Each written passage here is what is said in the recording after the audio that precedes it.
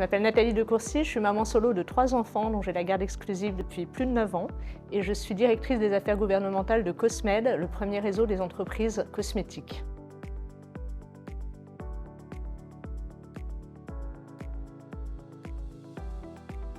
Alors tout d'abord, la monoparentalité, c'est un phénomène de société qui prend de plus en plus d'ampleur.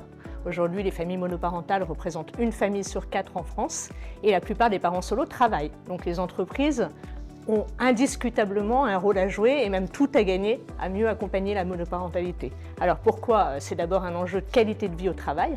Pour l'employeur, l'intérêt c'est d'éviter les risques psychosociaux, l'absentéisme, de favoriser l'engagement et l'efficacité qui sont directement liés au bien-être et donc in fine d'améliorer la performance des organisations. Mais soulager les parents solos, c'est aussi donner des gages concrets à sa politique RSE, favoriser l'inclusion de tous les schémas familiaux et donc renforcer sa marque employeur et son attractivité.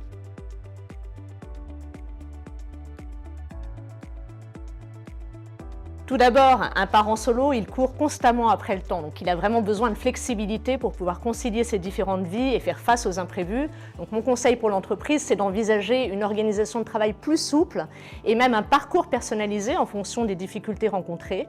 Donc permettre le télétravail régulier, mais aussi en cas d'urgence, aménager les horaires, bannir les réunions très matinales, très tardives, alléger ponctuellement la charge de travail et limiter les déplacements professionnels. Ensuite, la garde des enfants, c'est vraiment un sujet particulièrement sensible pour les parents solos.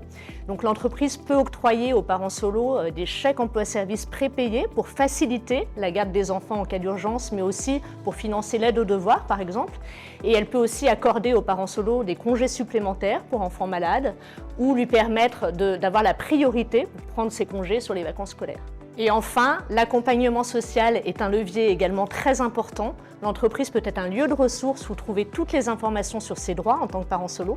Et l'employeur peut également donner aux parents solo l'accès à un expert social qui va l'accompagner sur ses démarches administratives ou financières, mais également à des professionnels de santé, parce que la monoparentalité est bien évidemment une phase de vie qui nécessite une attention et un suivi particulier. Mais je pense que le préalable à toute tentative d'accompagnement, c'est vraiment de sensibiliser les managers pour qu'ils comprennent mieux la monoparentalité et les difficultés qui en découlent, qu'ils puissent créer un climat de confiance propice à la libération de la parole et qu'ils puissent ainsi mieux soutenir les parents solos pour un impact positif sur tous les salariés.